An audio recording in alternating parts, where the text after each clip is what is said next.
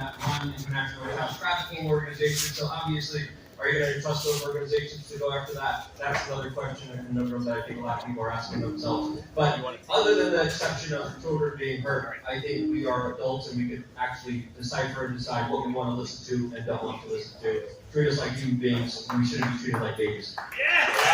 That's a big box, though. Like, what can hurt children is a big, penalty. The obvious one is, of course, being sent to Jeffrey Epstein's island or being trafficked by, many of the intelligence agencies and sent off to individuals like, Bill Gates and others who can do whatever they want. I think that's the distinction there. You would say that you should ban child porn? Yeah. What about let's get a round of applause for that, banning child porn. The next question, though, is who's going to do the banning? I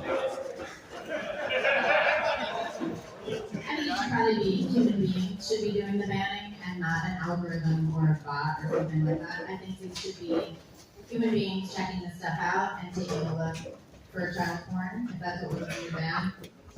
Agreed, yeah. Yeah. Like AI can help find it, but have a human layer of protection. It always has to be a human layer of protection, especially when we're talking about something as sensitive as actual free speech. Although the issue with putting a human in charge is that, firstly, definitions can change. So what's porn today might be normalized in 10 years. And secondly, they have the keys so that they can put their foot on the gas when you want to, take it off when you don't. You're talking about standards, which we are lacking as a culture right now in society, and we do need standards. That's something that I think is paramount. Do you think that the community can function as a form of algorithm, like the human consciousness, so we don't have to rely on like algorithmic code? We could let the people somehow decide together? I don't know what that looks like. Like a jury? I mean, we have a jury system at Like a mine. jury? I say we liberally, but because Bill's been running the company, not me. But yeah, there's a jury. Like if something gets up for banned, then they want to appeal the act. It'll go to like a group of people to decide. That's an interesting concept. What kind of jury? Like a grand jury that would be potentially impaneled? It's a randomized set of active users who aren't connected to each other to try to decrease bias. But yeah, we try to keep ourselves in check with the community. I mean, I think the issue, I don't know if we're talking like in a dream world or as it exists right now. I think the problem is once a platform grows to a certain size, having a human element of moderation is just like prohibitively expensive. I think that's why for over a decade, when it seems to start automating their fans, I think having like human people involved in every single moderation action just becomes prohibitively expensive for any sufficiently large tech company. But we need the protections of human interpretation in order to secure free speech. I mean, without free speech, we really have nothing at all. It's like pretty much the only thing that matters. I mean, I think there's a lot of things that matter besides free speech. But I guess the question becomes like, is a company's job to safeguard what I guess we're using in common parlance free speech, because we're not really talking about the First Amendment right now. Should it even be a company's, I guess, prerogative to guard free speech, right? I was talking pretty much about the First Amendment. Well, the First Amendment says nothing for being banned on like Twitter or YouTube, right? Well, because of like the whole private company thing. Well, because it's not the government thing. Right? Yeah, but you don't have to be the government to censor. Well, no, but you're violating their free speech by demanding that they're not allowed to censor, right? That's the whole point of having freedom of speech, is the government shall make no law abridging somebody's freedom of speech. If Twitter doesn't want to host your speech, Twitter has the right to do that. Censorship goes far beyond like just Companies are not people. companies. Look, here's the thing. It doesn't matter if it's just the government. I mean, censorship can happen at a non-governmental level. Yeah, but then it wouldn't be the First Amendment, because the First Amendment is about the government. If we want to talk about other types of censorship, we can, but the government is governed by the First Amendment, right? The term government really means mind control. Mente is Latin, I think, for mind, and govern is Latin for control. So, like, really what the system of control is, and at this stage, it's an algorithmic code or multitude of codes that are governing the way we behave. So you could make an argument that we would amend the Constitution to include other forms of government than the political Well, when system. Clarence Thomas has a brief that he writes to the Supreme Court about whether or not the government is mind control, I'll take a look at that, I guess. You're telling me, but I think we're learning right now with Twitter specifically that free speech is popular. And when we look at the censorship of speech, it is the government's hand in these companies, and they know that it's not profitable for them to destroy someone's speech, and this is what they've been doing. They've been going to YouTube, they've been going to Facebook, they've been going to Alphabet and all these companies and saying, you know what, we're going to make sure that you guys are going to lose business, and we're going to silence people because we don't like them. And I think right now Twitter is certainly challenging that notion that speech needs to be protected, needs to be censored, because I think they're doing better than ever. I think the platform is thriving. I enjoy the platform personally myself, speaking from a biased perspective, but I think they're really showing and leading the way, saying free speech is the answer, and it could also be profitable, and it could also be successful at the same time, allowing a perfect harmony of profit and respect of individuals to speak their mind. I think something that I spoke about earlier, real quick, was when we have these conversations, I think it's very important that we're firmly rooted in reality. And conservatives have this mantra that they, I guess, repeat to themselves at midnight in the mirror with all the lights turned off, that go woke, go broke, go woke, go broke, go woke. It's not true. It is true. It's absolutely not true. It is These true. companies online that are Vanguard just pulled back and said, after a decade of pursuing ESG, it's the third most powerful investment firm in the world. We are leaving ESG. We're not ESG. We're not talking about ESG. Please, God, let's not be fighting. We're not talking about Social ESG. governance. The reality What do you is think social is? the reality is that online, having aggressive moderation platforms that are trying to ban speech that a lot of you guys want to protect, that I want to protect, that I think it's cool to protect, is actually a pretty profitable decision. If it wasn't, they wouldn't do it. What about in Can I ask you a publishing? What about in publishing, not in social media? What about censorship in publishing? I don't know what's about books. If a private company is acting on behalf of the government in censoring speech, is that a violation of the First Amendment? If the government was telling people to censor people, I guess That it is would what be. happened on Twitter last Well, year. we saw that. So we saw that through the Twitter files, that is absolutely not the case. If you actually read any of them, past the actual tweets, the government was not making explicit requests to censor political speech on Twitter. That was not It's happening. patently false. It's patently false. Is it okay for the government to ask a company to censor? Well, it depends on what the censorship request is for. No, If it's for stuff that's that, if it's for stuff another that, question. listen, Is it okay for the government to ask You- a company to censor? it depends on what you're trying to censor. If it's somebody making a death threat, yeah, that's probably okay. If it's pictures of Hunter Biden's cock, which I know you guys are real excited about, it's probably okay. Yeah, it depends on what the censorship request is. Yeah. So, okay, keep going with that. So when a journalistic output is withheld from disclosing a story that could be detrimental to a presidential candidate, and they did not carry that same treatment to the other side, it was not just Hunter Biden's cock, it was the fact that there was a potential that there was illegal drugs, there was underage prostitutes, there was a whole slew. There was influence peddling. It's his son. So what? Who gives a shit?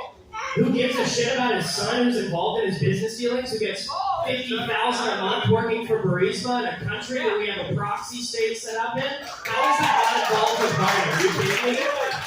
And the reality is, and I highly encourage you guys to read the Twitter files because I don't think anybody here actually has. If you actually read the emails where they discuss banning content, it wasn't the government told us to censor this story. The government never made a request to Twitter to censor the Hunter Biden story. That was testified to under oath multiple times by multiple people at Twitter.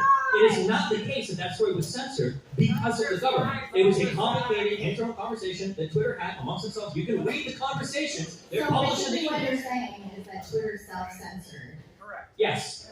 So a climate of self-censorship does come from government level. No. Yes. No, it doesn't. Intimidation. No, it doesn't. Hold on. If it came from government intimidation, why did Twitter only adhere to like 37% of the requests the government actually made?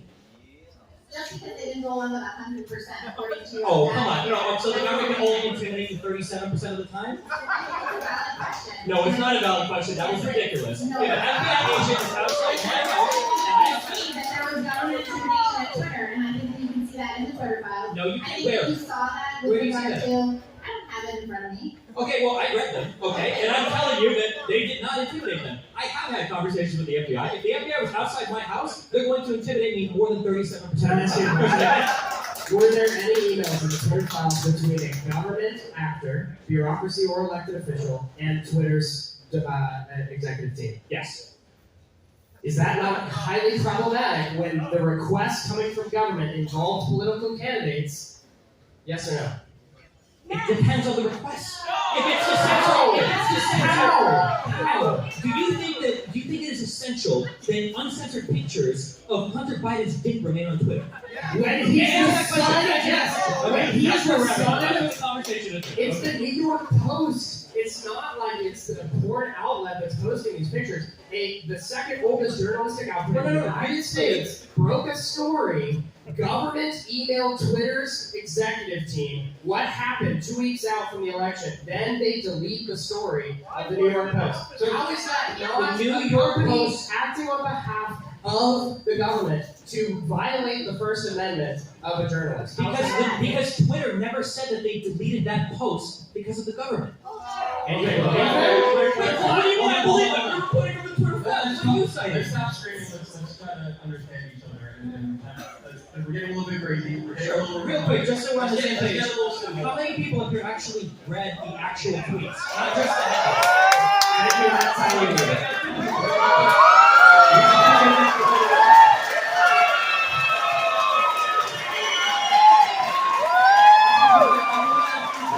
Stephen requested that we had Alex on tonight, so I can, They told me to get here at 8 o'clock. I didn't know they like to go on stage today.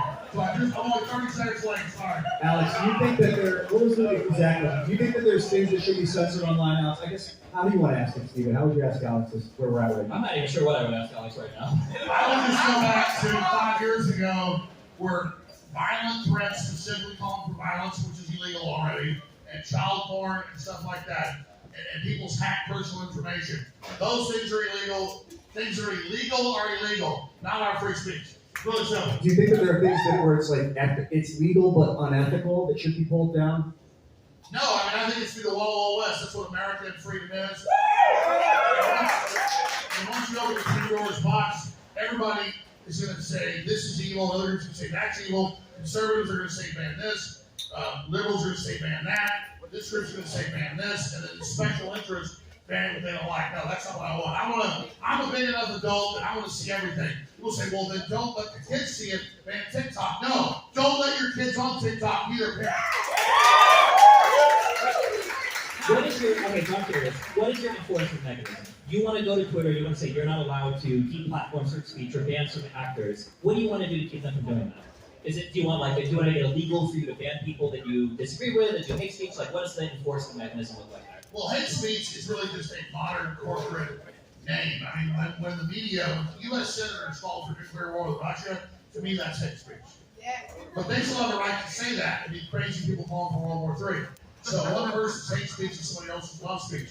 So, and as long as somebody's just saying, go shoot this up or go attack this group, let the KKK, who are a bunch of idiots, or let the new Black Panther Party, they're basically a black KKK group, let them sound like idiots off of their own little echo chamber. We know what they're saying, we know what they're doing, we're watching them in case they're about to get violent.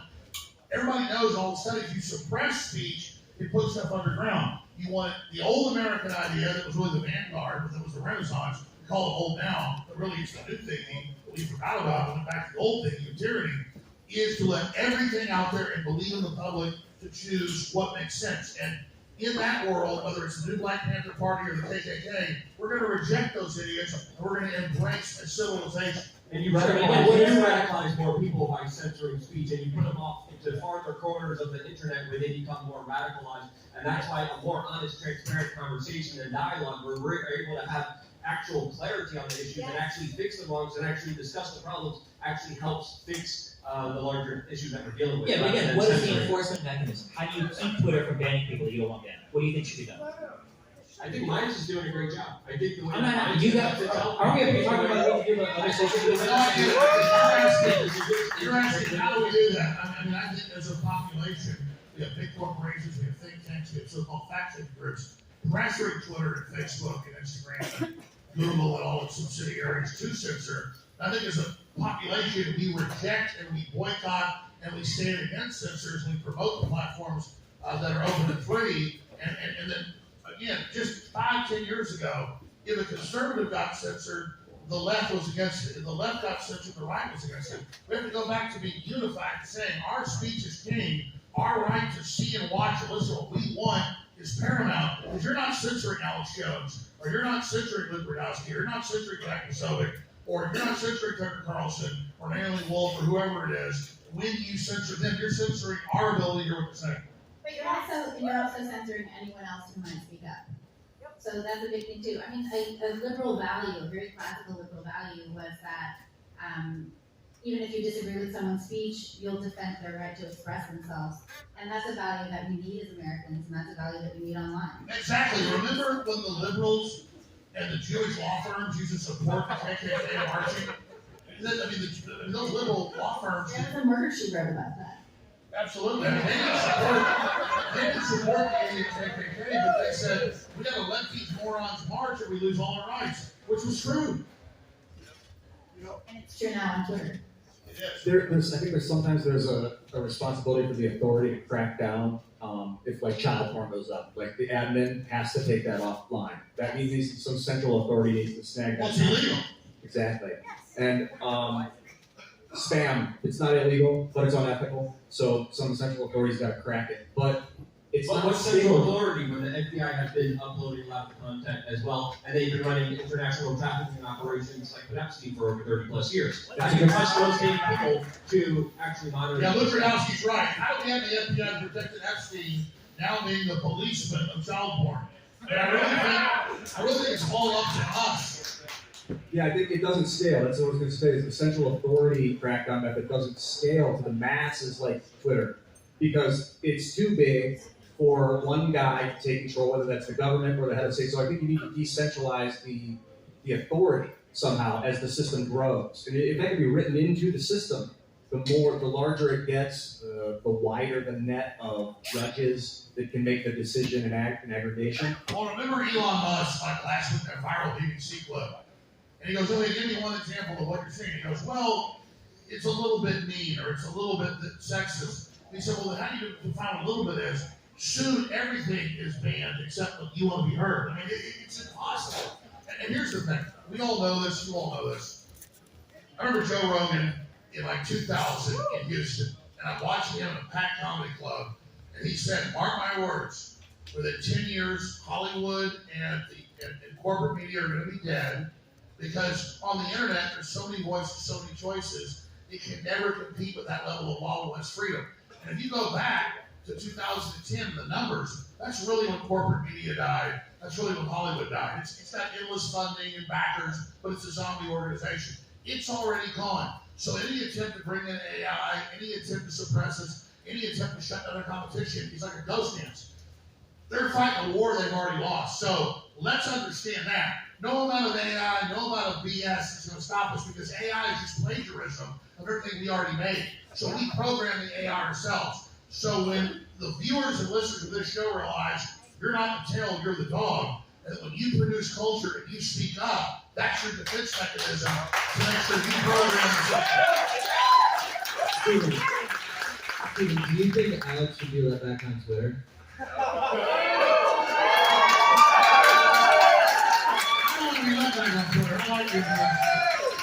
What was the specific ban for?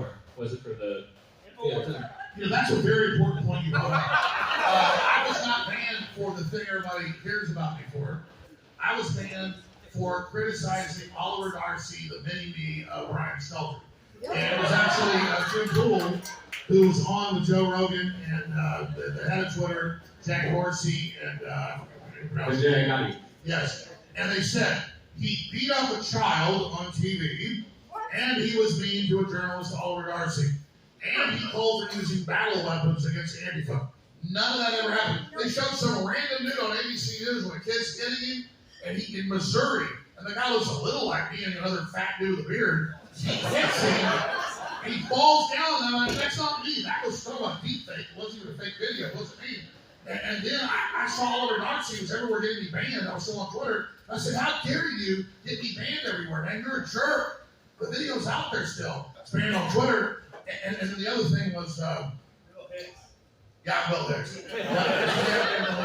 But the third thing was, Andy put on Tucker Carlson's house and broke the door down and threatened his wife. And I said, I don't ever want to be violent and never physically start an altercation. Like Obi-Wan Kenobi says, the forces for defense never attack. But I said, I've got an instant access safe in my bedroom with a battle rifle, a shotgun, and a handgun. And if Antifa attacks my house and burns my house down and trying to shoot me, I'm going to go out and defend myself. So I said, never attack Antifa, but defend yourself. Well, they never showed the clip whenever, all the shows put it on as a national news story. They just said, Jones called for killing leftists with battle rifles. A $1 million challenge. Where did I say kill leftists with battle rifles? Never happened. Where did I beat up an 8-year-old in Missouri? Never happened. So that's all they got. And then we've now learned that this is about me. It's very interesting. Very interesting. They introduced me in court with my $1.5 million judgment against me, defaulted by the judge, and allowed to defend myself already guilty. They entered in court 24 minutes of video, most of them from 9 years ago, of stuff that was edited clips out of context of me just saying, the internet says this, what's going on? That turns into I'm pissing on people's graves, I'm doing all these things I never did.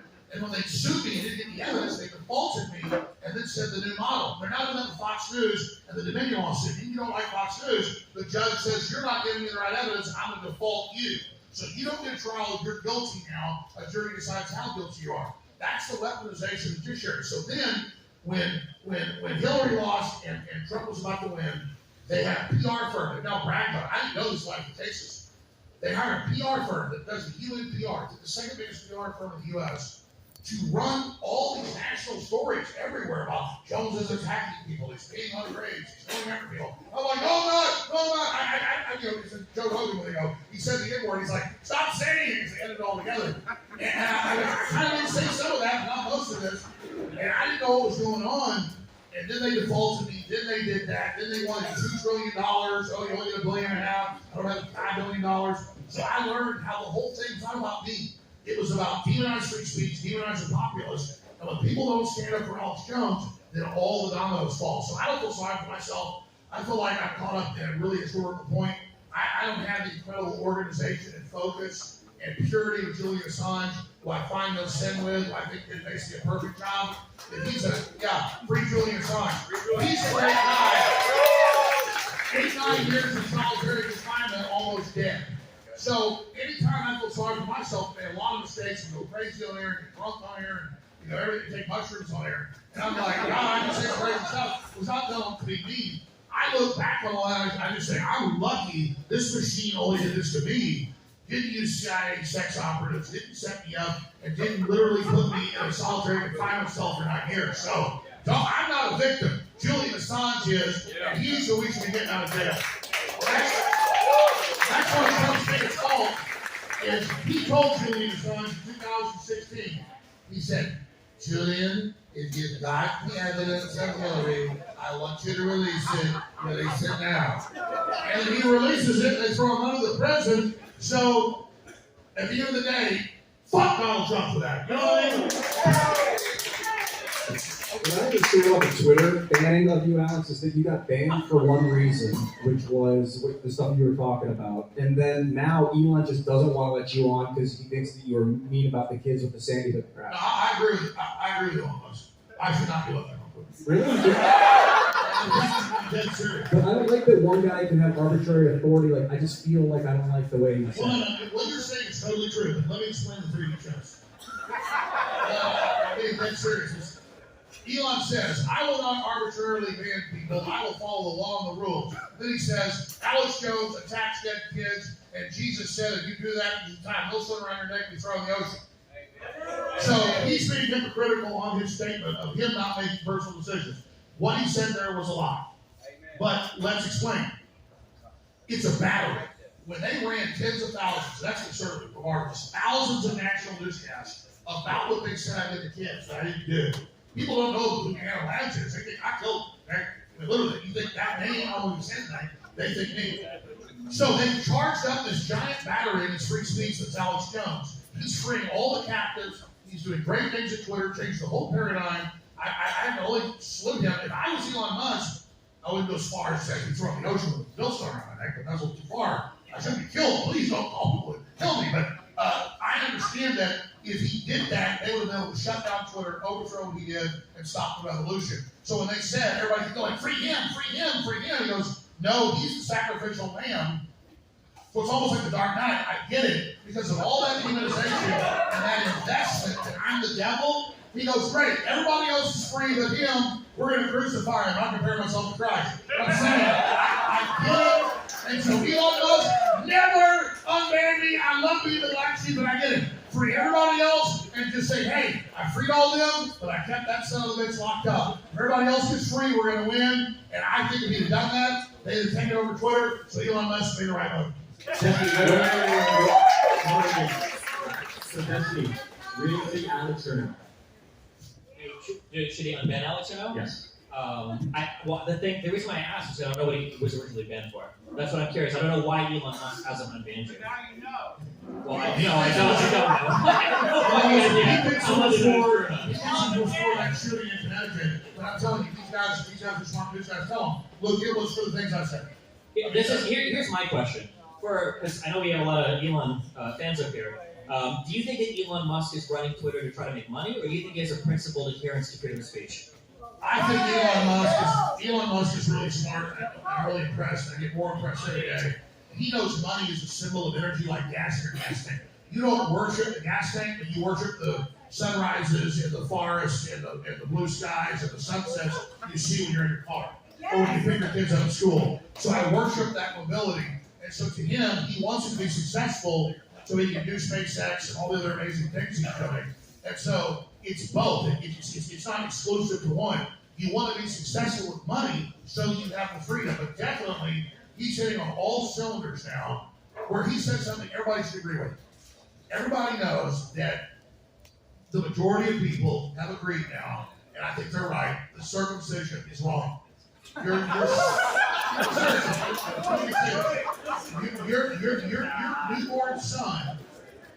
newborn son does not have a say whether part of his pregnancy should be cut. Okay? And look, I'm circumcised. I remember my son is 20 years old. And I remember the female doctor who came to me and she said, do you really want to do this? And she said, we'll do it. We don't agree with it. He should make a choice. And just out of tradition, I said, cut the end of his dick off. That was wrong. That was wrong. But the point is, I'm being honest about what I did. In hindsight, callers called me over the years and said, this is wrong. Okay, we know in some of the crazier Islamic countries, they cut the clitoris off little girls. I think we agree that's wrong, right? Does a little girl, okay. But a 5-year-old or 10-year-old kid does not have the ability to make a decision whether they want to be sterilized. It's the same thing. And so Elon Musk came out Friday and said, anybody that sterilizes or cuts the testicles or breast off a girl or boy before they're 17 goes to prison. When you're 17, 18, you want to have that, you want to be something else, it's just like a breast cup. You want to be somebody else, more power to you. Okay? You want to have horns on your head. But that's what Elon came out on that Friday. I'm full of Elon now because that is the transhumanist system. Is to get us to accept that in its children. And once we accept that in its children, well, the circumcision is wrong, but let's cut your whole thing off. Come on, guys. That's what I'm trying to say here is when Elon passed that third rail and did it, I'm fully behind what he's doing. What do you think of the Missouri law, the new Missouri law that says even adults have to wait 18 months? It's 3 years. Is it 3 years? 3 years for medical intervention. 3 years for medical, that adults have to wait for medical intervention? No, I don't think adults should have to. I'm against that law. You're against that law? No, I mean, listen, I don't There's want. people who went through transition and then came out the other side who said, as adults, who said this would have really saved me and I would not be missing my dick right now. No, I understand. They got brainwashed and they got put into that. And so they want a waiting period. But it becomes the other danger if as an adult you're 18, people your family should protect. I mean, I see both What arguments. about like a waiting period for adult women who determine they don't want to have children and they want to have hysterectomies? Because it's very difficult for adult women to get a hysterectomy voluntarily.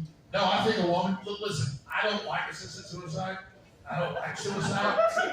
But I agree with your right to kill yourself. I don't want the government. It's the government's help. What I'm saying is I don't want the government to pay for it. I don't want the government to push it. I don't want the government involved in it. If you want to go back in the back of your house and blow your head off, that's your business. It's the same thing. It's the same thing. If a woman, or maybe a woman, her whole family has breast cancer, she says, I don't want to die of cancer. No, I think as adults, we should be able to do anything we want to ourselves as long as the state doesn't pay for it, meaning I pay for it. at the end of the day, I'm a libertarian when it comes to personal issues, but I think you really have to come of age at 17 or 18. You can't join the military, you can't buy guns, you can't buy liquor, because everybody knows we do dumb shit for kids. We need people to protect us. Once you're an adult, what good decisions, bad decisions, I think you can go make them. I've got a theory about how to ethically deal with this Alex Jones ban on Twitter. So what would happen is, I like the 3D chess analogy. If Elon were to unban you, he would basically absorb all the hatred that people have on you right now into him. And that would be too much for him, and it could destroy the platform. But if the community provided enough pressure, and there were enough people that forced him to do it, it gave him essentially no choice because there was such a loud noise, the hatred would absolve into the community, and it would be diffused among many, many, many people to the point of confusion where it wouldn't really affect anything. Well, I'm kind of curious, for you guys, I asked earlier, do you think that Elon is principally concerned with freedom of speech or making money? And we kind of got an answer of both, but I think at some point you have to choose between one or the other. And recently, you had Elon trying to shut down, or at least put a warning to Substack links. I believe Taibbi and I think other journalists completely left Twitter, like completely over it. And now they exclusively post on Substack. So how do you feel about Elon's decision to, I guess, try to inhibit people from visiting competitor websites? Is that a question for me? Or anybody, yeah. Go ahead, I've been hogging the topic. I mean, I'll just say briefly. Substack was basically empowered by Twitter. I love Substack, and I think that what Elon is doing is not about a free speech issue, but that they are a Twitter competitor, and that Twitter is barely basically hanging on this revolution. So I think by him blocking that, he's doing something to save the platform. That doesn't mean I agree with it. I don't think it's being done as an anti-free speech movement.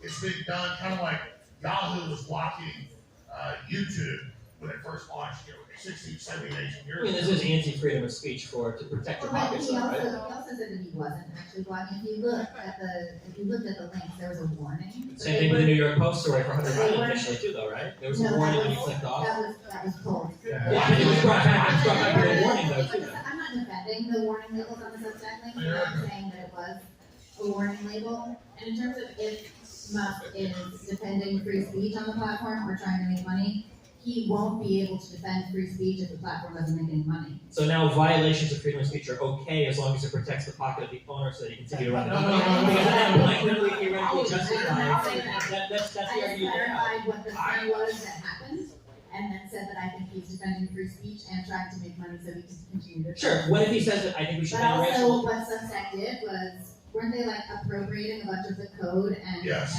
and they flying- created a Twitter clone. yeah, they were cloning the community notes thing. Hey, Justin, is Elon in the room with us now? We're not here to make excuses for Elon. I think the Substack thing has two Wait, we're different not allowed to sides talk to about it. the billionaire owner of one of the largest social media No, platforms in the of course not. But you're directing questions like we're his spokesperson. We're not. Well, you were all so eager to defend him a little bit ago, so I was just curious. No, I